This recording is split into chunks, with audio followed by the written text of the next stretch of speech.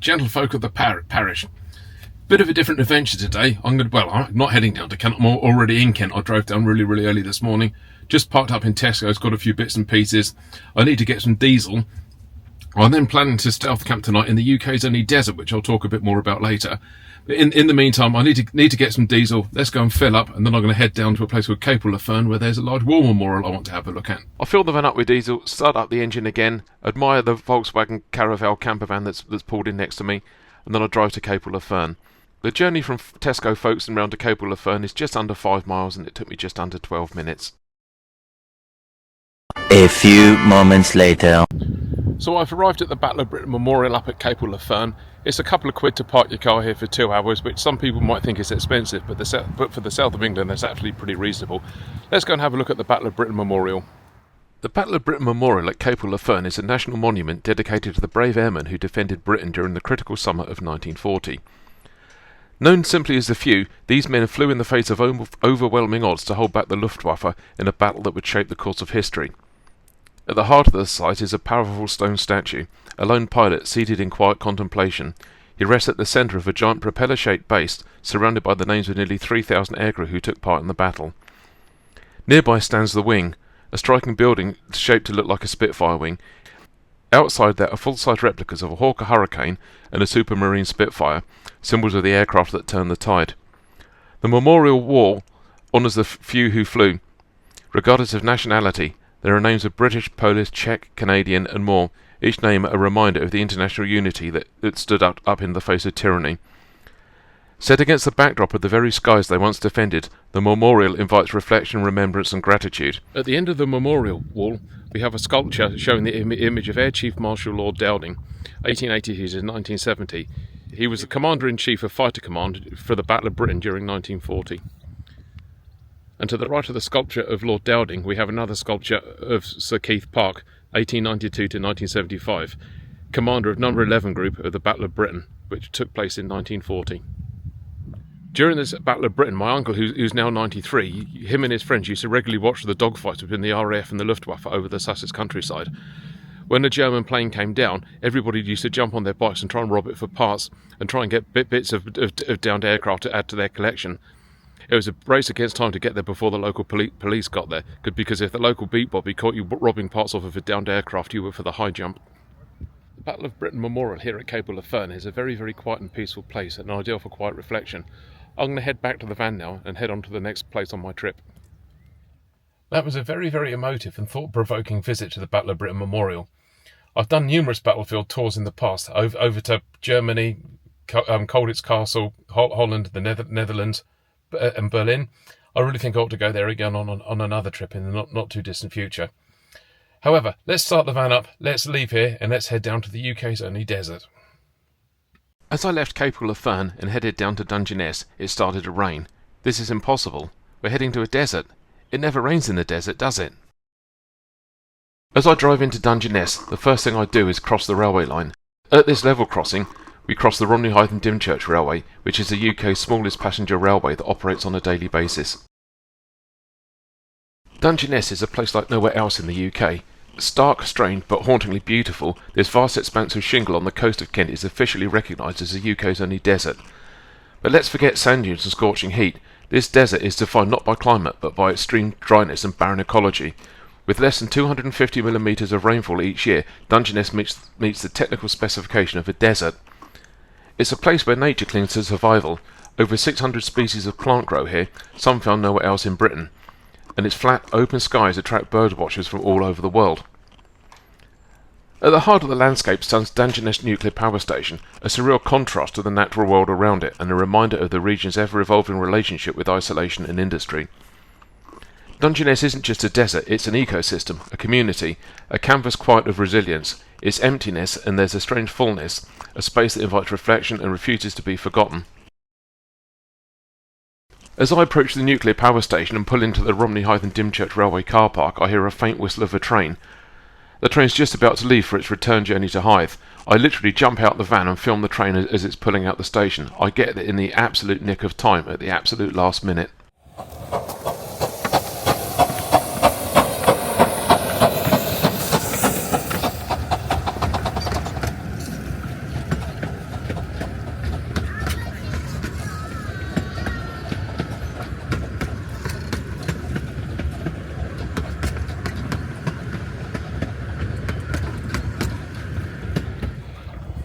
So I've officially arrived at Dungeness. The UK's only desert. There's not much to see here, just like a barren wasteland. You're just in the little train go out, and I literally saw that go in absolutely the nick of time. I had to run like hell from the van over to here. Let's go and have another look around. So looking dead ahead, we have the Dungeness nuclear power station. That was been open many years. I think it's actually been switched off now and it's being decommissioned, but the reactors will be running for a while yet. I don't think it's generating power at the moment, but if anyone knows otherwise, please do correct me. So that's in the little train. It looks as if the lighthouse is open. I'm going to go and wander up to the lighthouse and see if I can get in and see if I can go up to the very, very top. Last time I went up there was many, many, many years ago indeed. My dad had to carry me up. The front door's open and it looks as if people are going in and coming out. So let's wander over and see what's going on up there. See if we can go up, make our ascent. Yeah, ascent or ascent or descent is coming down. Let's go. So we're in the lighthouse, let's go up the stairs. Oh God, I hate heights. The old lighthouse, built in 1904, is a monument to maritime history. It's constructed from over 3 million bricks, and it once stood closer to the sea, but time and tides have pushed the shoreline outwards, leaving it stranded inland. Although decommissioned in 1960, it now welcomes visitors, offering panoramic views of the strange outwardly landscape that surrounds it. A lighthouse without a light, but still a beacon. Just a stone's throw away, the modern Dungeness Lighthouse took over the role. Sleek, automated, and standing 43 metres tall, it flashes every 10 seconds, a lifeline to ships navigating the English Channel's treacherous waters. Right, let's go up to the next floor. Floor number 1 complete. Let's go up those stairs again. Going up a bit more to another landing. Oh God, don't look down. Bloody hell, why do I do this?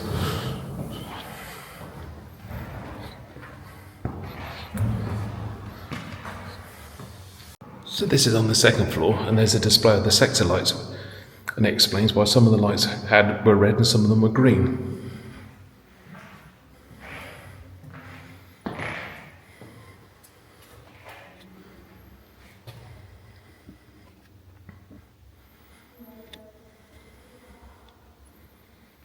There's a couple of newspaper articles which explains and tell you about some of the shipwrecks off the coast here. There are a couple of interesting posters in here explaining what the different types of Soviet vessel would have been. This dates back to the Cold War, when England was expected to be invaded by Russia at some point. I hate having to do this, but I've got to climb some more stairs and go up to the 3rd level, and I'm not a fan of heights. But that's made it to the 3rd floor, where they explain about the nature reserve. Looking out the window on the 3rd floor, you've got a really, really good view of the sea, the Dungeness Peninsula and the Dungeness Desert. The UK's only desert. We're going to be staying here tonight, all on our own in the campervan. It's really, really echoey in here as well, so I can't speak very loud. So this is a view from the 3rd floor, which explains about the nature reserve. I think that you can almost see the top up here, if I can pan up. Yep. That's the view looking up, so I think we've got one more level to go, then there's a really, really narrow stairway to take us up to the very top and onto the gallery. I'm not sure if I'm going to be able to go onto the gallery because I hate heights, but let's see what happens.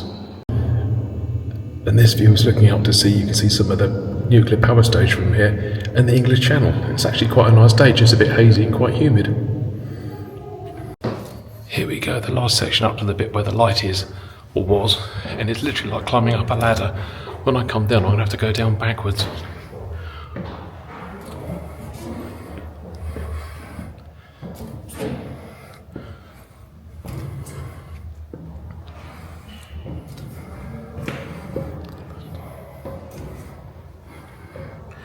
Two more steps to go and I'm there. So here we are looking out to sea, and you can see the new Dungeness Lighthouse is dead ahead, looking out towards the English Channel. And there's the light itself. Wow, interesting.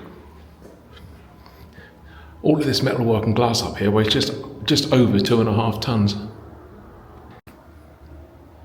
So here I am at the top of the Dungeness Lighthouse, or rather the old Dungeness Lighthouse. I'm going to try and do the impossible in a sec, and go through the little trapdoor and go onto the alleyway out. There's this little trapdoor you have to go through, hold on.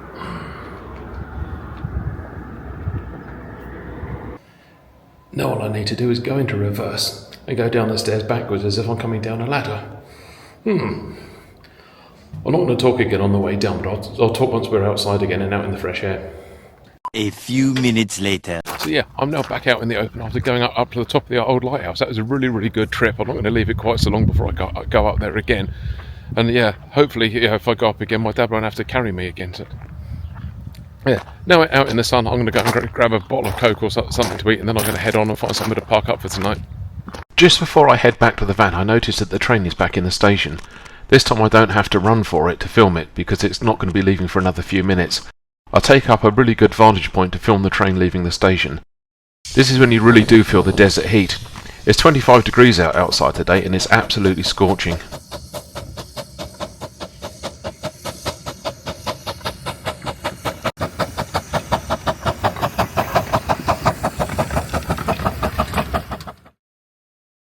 With the train departed, I head back to the van and I drive away from the car park looking for a suitable place to park for tonight.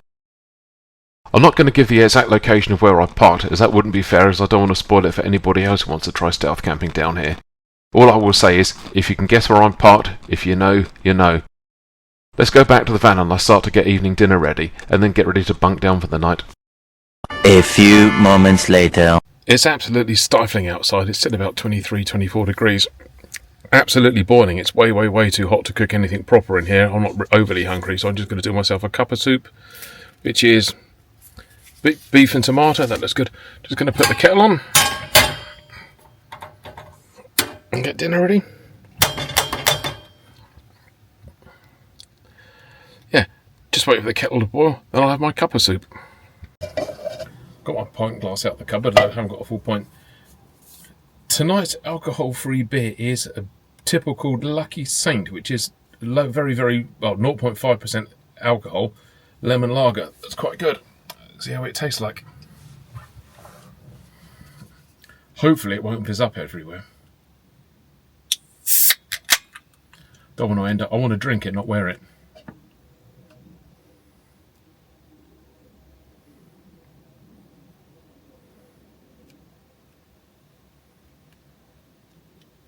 Got a bit of a head on it.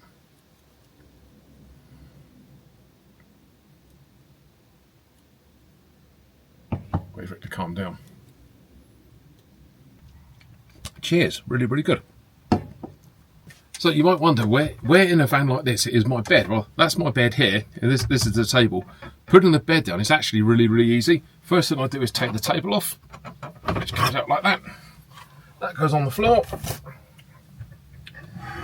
Move the table leg round. I'm just going to move forward, drop the bed leg down,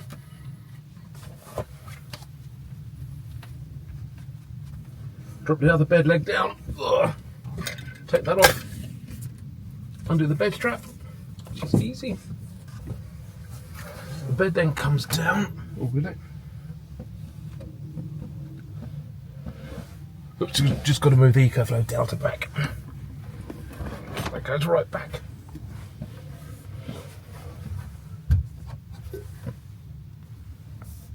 Bed drops down, make sure I don't cover up any leads. This is my duvet. Mattress spins round.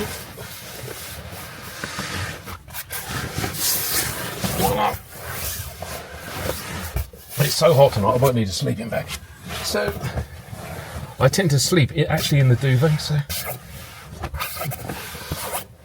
open the duvet up on this side so I can stick my feet up and get out if I need to in a hurry. Flip the duvet around, there we go. That's my bed for sleeping. Get the pillows out. So that's my bed made up ready for tonight. Hopefully the seagulls will stop squawking and they won't keep me awake during the night.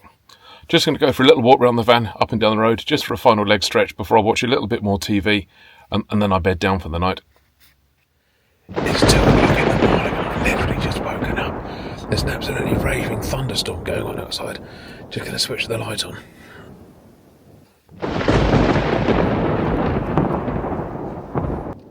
Yeah, I had to put my glasses on. Wow.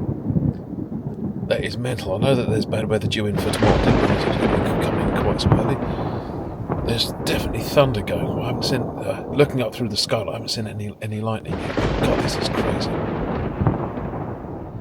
Good morning. It's now 8 o'clock. I slept really, really well last night, apart from the thunder.